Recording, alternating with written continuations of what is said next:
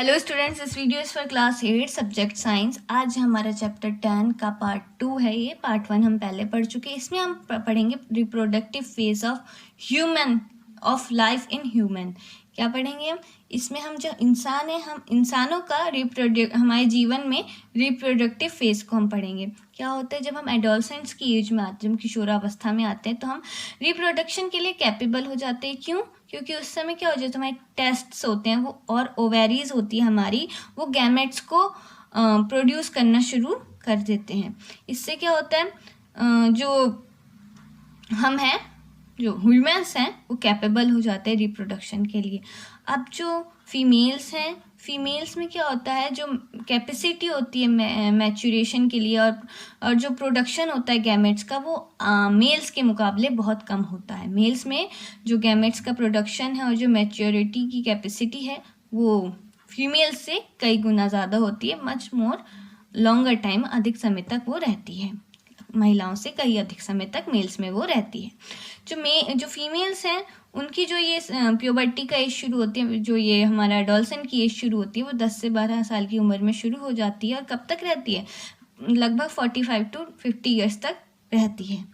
इसमें क्या होता है, जो ओवा होता है वो मैच्योर होना शुरू हो जाता है इस हमारी प्यूबर्टी की एज में। जो हमारी किशोरावस्था है, उसमें क्या होता है, हम सयाने होते हैं, जो तो हमारा जो ओवा होता है वो मैच्योर होना शुरू हो जाता है लड़कियों में। और क्या होता है, जो एक ओवम जब मैच्योर हो जाता है एक ओवम, तो किसी भी जो ओवेरी हैं हमारी, इतनी सारी ओवेरीज, उनमें से एक ओवेरी से वो 28 से 30 दिनों में रिलीज होता है। मतलब हर महीने वो रिलीज होता है। इस पीरियड में क्या होता है, इस पीरियड में जब ये होता है, तो जो वॉल है हमारे यूट्रस की, वो क्या हो जाती है, थिक हो जाती है। थिक क्यों हो जाती? थिक मतलब मोटा होता है। वो थिक हो जाती है क्योंकि उसे एग्स को क्या करना होता है, रिसीव करना होता है। इस कारण ये थिक हो जाती है। अब क्या होता है ऐसे केस में, जब थिक हो जाती है, इस केस में क्या होता है, जो वो फर्टिलाइज्ड होना शुरू हो जाती है और डेवलप होना शुरू हो जाती है, जिसके कारण क्या होती है, प्रेगनेंसी होती है। अगर फर्टिलाइजेशन नहीं होता है तो क्या होता है, फर्टिलाइजेशन अगर नहीं हुआ तो जो रिलीज एग हैं, वो जो थिक लाइनिंग है जो यूट्रस की, उसके साथ ब्लड वेसल्स में मिलकर वो शीड ऑफ हो जाते हैं, वो बाहर निकल आते हैं, जिसके कारण क्या होती है, जो वुमेन है उनमें क्या होती है, ब्लीडिंग होती है, जिससे हम क्या कहते हैं, मेंस्ट्रुएशन पीरियड भी कहते हैं इसे। अब जो मेंस्ट्रुएशन है वो 1 महीने के आता है, हर महीने आता है। वो जो पहली बार जब मेंस्ट्रुएशन होता है, प्यूबर्टी की एज में जब पहली बार मेंस्ट्रुएशन होता है, तो उसको एक टर्म दिया गया है जिसे कहते हैं मेनार्च कहते हैं, तब जब पहली बार प्यूबर्टी की एज में मेंस्ट्रुएशन होता है। अब जो हमारी एज है 45 to 50 की जो एज है, इसमें क्या होता है, जो मेंस्ट्रुएशन का साइकिल है वो बंद हो जाता है, और इसको भी एक टर्म दिया गया है, इसे कहते हैं मेनोपॉज। 45 to 50 की एज में जो हमारा जो मेंस्ट्रुएशन का साइकिल है वो बंद हो जाता है। और शुरू कब होता है ये? जब पहली बार ये शुरू होता है 12 की एज में माना जाता है। अगर 12 साल की एज में शुरू होता है ये, तो ये हर महीने आता है। और जब पहली बार ये होता है तो इसको टर्म दिया गया है मेनार्च, फर्स्ट जब वो पहली बार शुरू होता है। और जब लास्ट में जब ये स्टॉप होता है at the age of 45 to 50, तो इसको एक टर्म दिया गया है जिसे कहते हैं मेनोपॉज। ये पहली बार जब शुरू में होता है, तो ये जो मेंस्ट्रुएशन का साइकिल है वो इरेगुलर होता है। मतलब कभी जल्दी कभी लेट में होता है, तो इरेगुलर होता है। मतलब एक स्थिरता नहीं होती कि हर महीने एक निश्चित टाइम पे, लेकिन धीरे धीरे क्या होता है, धीरे धीरे वो रेगुलर होना शुरू हो जाता है। मतलब menstruation cycle is controlled by hormones. जो ये मेंस्ट्रुएशन का जो ये साइकिल चलता है, ये हार्मोन्स के द्वारा कंट्रोल किया जाता है। इसमें क्या होता है, इसमें जो मैच्योर एग होते हैं वो रिलीज होते हैं। It's release thickening of uterine wall and it's break down if pregnancy does not occur। फिर क्या होता है, जब ये साइकिल होता है, इसमें जो मैच्योर एग होते हैं वो रिलीज होते हैं। थिकन जो यूट्रिन की थिकन वॉल होती है वो ब्रेक डाउन, टूट जाती है, जिसकी अगर टूट गई वो तो प्रेगनेंसी नहीं होती है। लेकिन अगर वो नहीं टूटी तो क्या हो सकता है, प्रेगनेंसी हो सकती है। तो उस केस में प्रेगनेंसी होती है। How is the sex of the baby determined. अब जो बच्चा होता है उसका सेक्स कैसे पता करते हैं कि वो लड़का है कि लड़की, बॉय और गर्ल, लड़का या लड़की। तो क्या होता है, जो एग होता है, जो फर्टिलाइज एग होता है, हम उसे जाइगोट भी बोलते हैं। अगर जाइगोट या फर्टिलाइज एग होता है तो उसके अंदर ना इंस्ट्रक्शन होते हैं, उसके अंदर इंस्ट्रक्शन होते हैं जिससे हमें पता चलता है बच्चे के सेक्स का, मतलब वो लड़का है कि लड़की। अब वो इंस्ट्रक्शन कैसे होते हैं उस फर्टिलाइज एग या जाइगोट में, तो जो इंस्ट्रक्शन होते हैं वो एक धागे के रूप में होते हैं। जो इंस्ट्रक्शन होते हैं वो एक धागे के रूप में होते हैं, और उस धागे का जो स्ट्रक्चर है, वो जो धागे की संरचना है, उसी को हम क्रोमोसोम कहते हैं। क्रोमोसोम होते हैं वो हर सेल के न्यूक्लियस में होते हैं, हर सेल के न्यूक्लियस में क्रोमोसोम उपस्थित होते हैं। अब जो हम ह्यूमन्स हैं, हम जो इंसान हैं, हमारे पे 23 पेयर होते हैं, 23 का जोड़ा होता है क्रोमोसोम्स का, और उस क्रोमोसोम में 2 क्रोमोसोम एक्स और वाई क्रोमोसोम होते हैं। 23 के पेयर होते हैं हमारे क्रोमोसोम के हर इंसान में, और उसमें से 2 क्रोमोसोम होते हैं, जिसका एक का नाम होता है एक्स क्रोमोसोम और एक का नाम होता है वाई। तो उसमें से ये जो 2 क्रोमोसोम हैं, इनको कहते हैं सेक्स क्रोमोसोम्स। और जो हम जो फीमेल्स होती हैं, उनमें 2 एक्स क्रोमोसोम पाए जाते हैं, उनमें 2 एक्स क्रोमोसोम्स पाए जाते हैं। और लेकिन जो मेल होते हैं, उनमें 1 एक्स क्रोमोसोम पाया जाता है और एक वाई क्रोमोसोम पाया जाता है। तो जो गैमेट्स हैं, मतलब जो एग और sperm have only 1 set of chromosome, इनके पास सिर्फ एक सेट होता है क्रोमोसोम्स का। तो जो अनफर्टिलाइज एग होते हैं, जो फर्टिलाइज नहीं हुए होते एग, उनमें भी एक क्रोमोसोम एक्स क्रोमोसोम होता है। जो स्पर्म्स हैं हमारे, वो 2 प्रकार के होते हैं, एक एक्स क्रोमोसोम और एक वाई क्रोमोसोम प्रकार का होता है। जब स्पर्म में x chromosome when a sperm containing x chromosome fertilizes the egg, the zygote would have 2 X chromosome and develop into a female child. जब जो एक स्पर्म है वो एक्स क्रोमोसोम को क्या करता है, कंटेन करता है, तो जो एग है वो फर्टिलाइज होता है। तो जाइगोट जो जाइगोट होता है, उसमें 2 एक्स क्रोमोसोम हो जाते हैं। अब 2 एक्स क्रोमोसोम जब हो जाते हैं तो एक फीमेल चाइल्ड होता है, फीमेल चाइल्ड बनता है फिर, ठीक है। और जब उसी स्पर्म, उस एक्स स्पर्म में एक वाई क्रोमोसोम जो एग है वो फर्टिलाइज होता है वाई क्रोमोसोम का, तो जो जाइगोटे है वो डेवलप करता है एक मेल चाइल्ड को। तो इसमें दिखाया है, ये स्पर्म है, ये एक्स स्पर्म है, ये वाई स्पर्म है। जब 2 एक्स और एग होते हैं तो इनका एक्स है, एक्स क्रोमोसोम पाया जाता है एग्स में। तो जब एक्स क्रोमोसोम मिलते हैं तो गर्ल होती है, गर्ल चाइल्ड होता है। जब एक्स वाई क्रोमोसोम मिलते हैं तो बॉय चाइल्ड होता है। इससे हमें हमारे जो सेक्स है उसका डिटर्मिनेशन होता है, मतलब निर्धारण होता है कि लड़का है कि लड़की है। जब 2 एक्स क्रोमोसोम होंगे तो लड़की होगी, और जब एक एक्स और एक वाई क्रोमोसोम होंगे तो लड़का होगा। जो ये इम्पोर्टेंट था। अब हम पढ़ेंगे hormones other than sex hormones. Sex hormones को छोड़ के बाकी भी हार्मोन्स होते हैं हमारे शरीर में। अब जो पिट्यूटरी है, टेस्टिस है और ओवेरीज हैं, इनको छोड़ के भी हमारी बॉडी में एंडोक्राइन ग्लैंड्स होती हैं, जैसे कि टाइफाइड की ग्लैंड हो गई, पैनक्रियास की हो गई, एड्रेनाल्स की हो गई। ये देखो अब इसमें दिख रहा है, ये ग्लैंड होती है, पिट्यूटरी ग्लैंड है ये वाली है टाइफाइड ग्लैंड, ये पिट्यूटरी ग्लैंड है, ये टाइफाइड ग्लैंड है। ये जो ये देख रही है ये एड्रिनल ग्लैंड है, और ये पैनक्रियास है, ठीक है, पैनक्रियास है। Position of the ovary in the female में जो ओवेरी है उसकी पोजीशन यहाँ होती है, और टेस्टिस यहाँ होते हैं। तो ये थी पोजीशन एड्रोक्लाइन ग्लैंड की ह्यूमन बॉडी में। एड्रोक्लाइन ग्लैंड्स कहाँ कहाँ होती है बताया है इन्होंने। अब क्या होता है, जो टाइफाइड ग्लैंड होती है, अगर ये एक हार्मोन को ये स्राव करती है जिसे कहते हैं थायरॉक्सिन। जो टाइफाइड ग्लैंड है वो थायरॉक्सिन हार्मोन को प्रोड्यूस करती है। अब ये टाइफाइड ग्लैंड है, ये एक हार्मोन को प्रोड्यूस करती है जिसे कहते हैं थायरॉक्सिन, जिसे कहते हैं हम थायरॉक्सिन। थायरॉक्सिन जो हार्मोन है उसको कौन प्रोड्यूस करता है, टाइफाइड की ग्लैंड करती है। अगर ये प्रोड्यूस ना करे, थायरॉक्सिन ग्लैंड को प्रोड्यूस ना करे थायराइड की ग्लैंड, तो क्या होता है, एक बीमारी होती है जिसे कहते हैं गॉइट्रे।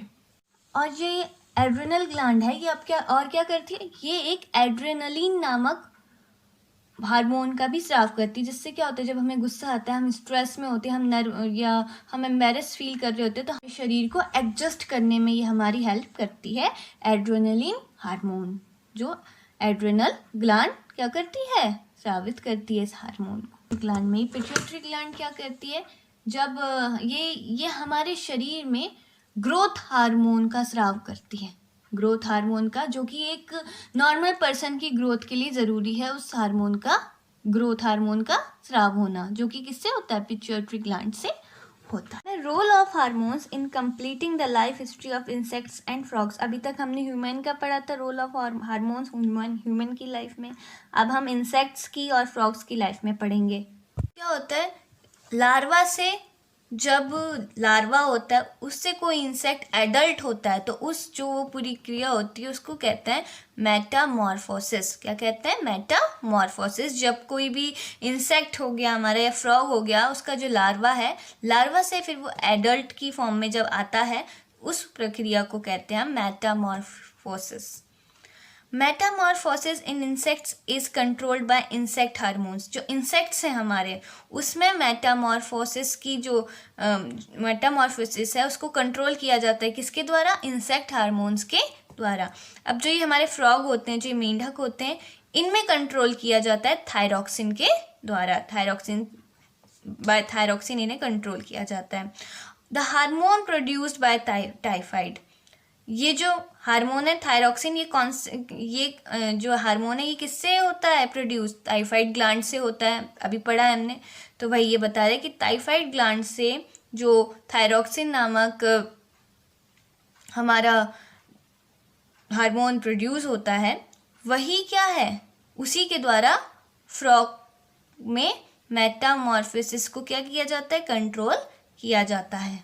अब क्या होता है, अगर टैडपोल जो है वो एक ऐसे पानी में है जिसमें सफिशिएंट मतलब पर्याप्त मात्रा में आयोडीन नहीं है, तो जो टैडपोल्स हैं वो कभी ग्रो नहीं हो पाएंगे, वो कभी एडल्ट नहीं बन पाएंगे। अगर पानी में सफिशिएंट मात्रा में, पर्याप्त मात्रा में अगर हमारी जो आयोडीन है, तो क्या होगा, जो टैडपोल्स हैं वो अच्छे से ग्रो होंगे, वो एडल्ट बनेंगे। लेकिन अगर उस वाटर में जिसमें टैडपोल्स है उसमें अच्छी सफिशिएंट मात्रा में हमारे आयोडीन नहीं है, तो जो टैडपोल्स हैं वो एडल्ट्स नहीं बनेंगे। अब हमारे रिप्रोडक्टिव हेल्थ ये बता रहे हैं, जब क्या होता है, हम किसी भी एज में, हम छोटे हों, हम एडोलसेंट में आ जाए या हम ओल्ड हो जाए, हम बूढ़े हो जाएं, तब भी हमें क्या, एक हेल्दी डाइट खाने की ज़रूरत होती है, बैलेंस डाइट जिसे कहते हैं। हम संतुलित आहार खाना चाहिए हमें। और क्या करना चाहिए, हमें अपनी हाइजीन, पर्सनल हाइजीन का भी ध्यान रखना चाहिए, और हमें फिजिकल एक्सरसाइज ज़रूर करनी चाहिए। हमारी एडोलसेंस शुरू होती है, जब किशोरावस्था हमारी शुरू होती है, तो ज़रूरी हो जाता है एक बैलेंस डाइट को लेना, अच्छा संतुलित खाना खाना, अच्छी एक्सरसाइज करना उस एज में ज़रूरी होता है। इसलिए उस एज में तो ज़रूरी हमें ये करना चाहिए। वैसे हमें हर एज में, कोई सी भी एज हो, हमें एक संतुलित आहार लेना चाहिए और एक्सरसाइज को हमारे जीवन का हिस्सा बनाना चाहिए, और एडोलसेंट में तो इसे ज़रूरी करना चाहिए। अब है nutritional needs of the adolescents. अब जो एडोलसेंट्स है, जो किशोरावस्था में जो बच्चे हैं, उनकी न्यूट्रिशनल नीड्स के बारे में हम अब पढ़ेंगे इसमें। अब जब हम एडोलसेंट की एज में आ जाते हैं, तो बहुत ज़्यादा ज़रूरी हो जाता है कि हम केयरफुली, बहुत ध्यान से, सावधानी पूर्वक अपना खाने की डाइट पे अपना ध्यान दें, अपनी खाने की डाइट को निश्चित करें कि हमें क्या क्या खाना है, एक बैलेंस डाइट हो वो। जैसे कि क्या होता है, जैसे खाना खाते हैं तो उसमें क्या हो, उस मील में हम जो खा रहे हैं उसमें क्या क्या प्रोटीन भी हो, कार्बोहाइड्रेट्स भी हो, फैट्स भी हो, और बहुत सारे विटामिन्स भी हो, और सही मात्रा में हो, कम ज़्यादा नहीं, एकदम संतुलित आहार जो कहते हैं ना, एकदम सही मात्रा में हो। जैसे कि अगर हम भारतीय थाली लें, अपनी इंडियन मील लें, तो उसमें क्या क्या होनी चाहिए, रोटी होनी चाहिए, सब्जी होनी चाहिए, दालें होनी चाहिए, चावल होने चाहिए, ये सब बैलेंस मील होती है। अब जो दूध है, दूध अपने आप में एक अपने आप में पूरा बैलेंस फूड है खुद ही में, तो वो खुद ही में है, तो दूध हमें पीना चाहिए कहते हैं। जो फ्रूट्स हैं, फ्रूट्स क्या करते हैं, फ्रूट्स हमें नरिशमेंट देते हैं, हमें प्रोवाइड करवाते हैं नरिशमेंट। जब जो न्यूबॉर्न बेबी पैदा होता है, छोटे बच्चे होते हैं, उन्हें क्या होता है, उन्हें क्या क्या कहा जाता है, माँ का दूध पीना। क्यों? क्योंकि माँ का दूध उन्हें क्या नरिशमेंट प्रोवाइड कराता है, और वो उन्हें उसकी ज़रूरत होती है, वो उनकी बैलेंस डाइट है दूध, जो बच्चे न्यूबॉर्न पैदा होते हैं। क्योंकि ग्रोथ खुद ही में एक क्या है, बैलेंस फूड है खुद ही में। अब देखो आयरन है, आयरन क्या करता है, आयरन हमारे शरीर में खून को बनाता है, आयरन हमारे शरीर में खून को बनाता है। अब आयरन किस में पाया जाता है, सबसे ज़्यादा आयरन पाया जाता है हरी सब्जियों में पाया जाता है, जगेरी मीन्स गुड़ में पाया जाता है, मीट में पाया जाता है अगर आप नॉन वेजिटेरियन है, साइट्रस में पाया जाता है, मतलब खट्टे फूड जो भी हो गए साइट्रस में, खट्टे फूड जो खट्टे फ्रूट्स वगैरह जो भी हो गए उसमें पाया जाता है। इंडियन गूसबेरीज मतलब आंवले में पाया जाता है। ये सब अच्छी चीज़ें हैं एडोलसेंट्स के लिए, किशोरावस्था में जो बच्चे हैं उनको ये सब खाना चाहिए। वैसे सभी को खाना चाहिए, लेकिन ज़रूरी है एडोलसेंट की एज में ये सब खाना, ताकि आपका शारीरिक जो विकास है वो पूर्ण रूप से अच्छा हो सके। चिप्स हैं, ये पैक फूड जो भी आते हैं, स्नैक्स वगैरह आते हैं, वो टेस्टी तो होते हैं, लेकिन क्या है हमारे लिए हेल्दी नहीं होते हैं, इसलिए हमें इसे रेगुलरली इस्तेमाल नहीं करना चाहिए। कभी कभार खा लिया तो ठीक, नहीं तो रेगुलरली हमें ये स्नैक्स वगैरह, ये पैक फूड जो भी आता है, ये नहीं खाना चाहिए। पर्सनल हाइजीन, अपनी पर्सनल हाइजीन का भी ख्याल रखना चाहिए। जो हम सबको तो पहली बार एटलीस्ट वंस एवरी डे, दिन में कम से कम एक बार तो हमें ज़रूर ही नहाना चाहिए। लेकिन जब हम टीन एज शुरू होती है हमारी, तो हमें क्या होता है, और ज़्यादा हमें अपने ऊपर ध्यान देने की ज़रूरत होती है। जैसे कि हम खेलते हैं, टीन एज में क्या होता है, ज़्यादातर एडोलसेंट की एज में क्या होता है, हम खेलते हैं, भागने दौड़ने वाला काम करते हैं, खेलते हैं, तो उससे क्या होता है, जो हमारी स्वेट ग्लैंड है, स्वेट मीन्स पसीने, जो स्वेट ग्लैंड है उससे क्या होता है, पसीना आता है, उससे क्या होता है, बॉडी में क्या आ जाती है, बदबू आ जाती है। इस वजह से उस बदबू को दूर करने के लिए, अपने आप को फ्रेश महसूस कराने के लिए हमें क्या करना चाहिए, नहाना चाहिए। कम से कम दिन में एक बार नहाना चाहिए, जिससे हमारी बॉडी क्या हो, क्लीन हो जाए, साफ हो जाए, धुल जाए एकदम, है ना, और सारा पसीना जो स्वेट ग्लैंड से आया है वो चला जाए। क्लीनलीनेस है ये हमें मेंटेन रखनी चाहिए, मतलब हमें अपनी साफ़ सफाई रखनी चाहिए। क्यों, अगर हम नहाएंगे नहीं, हम अपनी साफ़ सफाई खुद की नहीं रखेंगे, तो शरीर में क्या होगा, बैक्टीरिया पैदा होगा, इन्फेक्शन हो सकता है, हमें बीमारियां हो सकती हैं। तो इस वजह से हमें अपनी क्लीनलीनेस का ध्यान रखना चाहिए, साफ़ सफाई का। इस वजह से हमें नहाना चाहिए। अब जो लड़कियाँ होती हैं स्पेशली, उन्हें जो इनकी मेंस्ट्रुएशन फ्लो होता है, जब मेंस्ट्रुएशन का टाइम आता है, उस समय अपना खास ध्यान रखना चाहिए। और उनको क्या आना चाहिए, जब उनका मेंस्ट्रुएशन का टाइम आने वाला होता है, उन्हें पहले ट्रैक कर लेना चाहिए कि कब कब होता है। उस हिसाब से अपने आप को मेंटली बिल्कुल ही प्रिपेयर करना चाहिए कि, और उसकी तैयारी करनी चाहिए। अब आते हैं फिज़िकल एक्सरसाइज पे। जो फिज़िकल एक्सरसाइज है, फिज़िकल एक्सरसाइज बहुत ज़्यादा ज़रूरी है, लड़का और लड़की दोनों के लिए, वैसे सभी के लिए ज़रूरी है, चाहे वो बच्चा हो, एडल्ट हो कोई, या बूढ़ा हो, सबके लिए एक्सरसाइज ज़रूरी है। क्योंकि क्या होता है, जब हम एक्सरसाइज करते हैं तो क्या होता है, बॉडी हमारी फिट और हेल्दी रहती है। Playing in fresh air keeps the body fit and healthy. जब हम टहलते हैं या खेलते हैं खुली हवा में, तो वो हमारे शरीर को क्या करती है, फिट और हेल्दी बनाती है। जैसे जो एडोलसेंट हैं, वो जो बॉयज़ और जो गर्ल हैं जो अपनी एडोलसेंट की एज में हैं, उनको तो ज़रूरी वॉक और एक्सरसाइज और बाहर खेलना कूदना ज़रूर चाहिए, उनके लिए ये ज़रूरी है। से नो टू ड्रग्स, ड्रग्स को मना करना, मतलब ड्रग्स हमें नहीं लेने चाहिए। क्या होता है, अगर आप एडोलसेंट की एज में या किसी भी एज में हैं, आप लोग क्या कहते हैं, स्ट्रेस में हो, अगर आप किसी चिंता में हो, तो अगर कोई क्या कहेगा, अगर कोई आपको कहे कि ड्रग्स ले लो, इससे तुम्हारी टेंशन दूर हो जाएगी, एक बार लेके तो देखो, तुम्हारी क्या हो जाएगी, टेंशन दूर हो जाएगी। जिस भी तुम टेंशन में हो, तुम्हें बहुत अच्छा लगेगा, इसे पी के देखो। तो तुम्हें कभी भी ड्रग्स नहीं लेने हैं। नो टू ड्रग्स कभी नहीं लेने, हमेशा मना कर देना है। क्या करता है, क्योंकि अगर आप ड्रग्स लेते हैं, डॉक्टर्स ने भी बताया है, आप ड्रग्स लेते हैं और आप उसे रेगुलरली बेसिस पे ले रहे हैं, एक बार भी लेते हैं, तो आपको उसकी आदत पड़ जाए। आप एक बार लोगे, आप कहोगे चलो अच्छा लगा, दोबारा लोगे, फिर आप कहोगे और अच्छा लगा, ऐसे ऐसे करके आपको खुद भी पता नहीं चलेगा, आपको उसकी क्या हो जाएगी, आदत हो जाएगी। और फिर वो आदत छूटना बहुत मुश्किल होता है, और वो आदत पड़ गई तो वो इंसान को बर्बाद करती है, उसकी खुशियाँ छीन लेती है, उसकी सारी हेल्थ जो शरीर है उसका, वो बेकार हो जाता है, और लॉन्ग टर्म में आगे चल के आपको बहुत सारी बीमारियां लग जाती हैं। बुढ़ापे तक आते आते, अगर आपने एडोलसेंट में एज में लेना शुरू किया, बुढ़ापे में भी ले रहे हो, तो भी वो आपके लिए बहुत नुकसानदायक है। आपका शारीरिक ढांचा है वो भी खराब हो जाता है, शरीर खराब हो जाएगा, बिल्कुल आपकी हेल्थ खराब हो जाएगी, आपकी जो खुशियां हैं वो आपसे छिन जाएंगी, आपके आसपास वालों को भी दुख होगा उससे। तो ड्रग्स को नहीं लेना चाहिए, ड्रग्स बहुत ही खराब चीज़ है, कभी भी ड्रग्स नहीं लेना चाहिए। ठीक है। अब है एड्स। एड्स के बारे में आप लोगों ने सुना होगा कि एड्स एक बीमारी है जो कि किससे फैलती है, HIV वायरस होता है, खतरनाक वायरस है HIV वायरस, उससे एड्स फैलता है। एड्स कैसे फैलता है, देखो अगर किसी ने ड्रग्स लिया तो जो डॉक्टर सिरिंज लगाते हैं, जैसे इंजेक्शन लगाते हैं, उस सिरिंज से लोग ड्रग्स लेते हैं, उसमें ड्रग्स भर के लेते होंगे ना। तो अगर वो सिरिंज एक ने अपने घुसाया, उससे उसने ड्रग्स लिया, फिर उसी उसी उसी सिरिंज से दूसरे ने ड्रग्स लिया, फिर तीसरे ने, अगर माना जिसने ड्रग्स लिया पहले वाले ने, उसको क्या हुआ, HIV हुआ, एड्स हुआ उसको, अगर उसमें HIV वायरस पाया गया, एड्स है उस लड़के को या लड़की जो भी ले रहा है उसको, उसमें एड्स है, तो वो किससे वो फैल जाएगा, दूसरे वाले ने वो सिरिंज इस्तेमाल की तो उसमें एड्स हो जाए, उसको एड्स हो जाएगा, तीसरे ने की उससे, तो ऐसे ऐसे करके एड्स फैलता है। अगर कोई माँ है, उसने अभी न्यूबॉर्न बेबी पैदा किया है और बच्चा छोटा है और वो माँ का दूध पीता है, अगर माँ को एड्स है तो बच्चे में भी एड्स उससे चला जाएगा। अगर माँ को एड्स है और वो माँ अपने बच्चे को दूध पिला रही है अपना, तो उससे भी एड्स ट्रांसफ़र हो जाता है।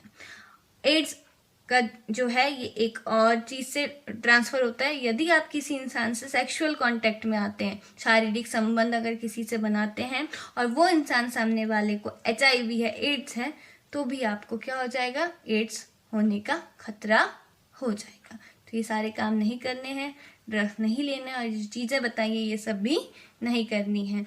एडोलसेंट प्रेगनेंसी मतलब टीनेज में प्रेगनेंसी।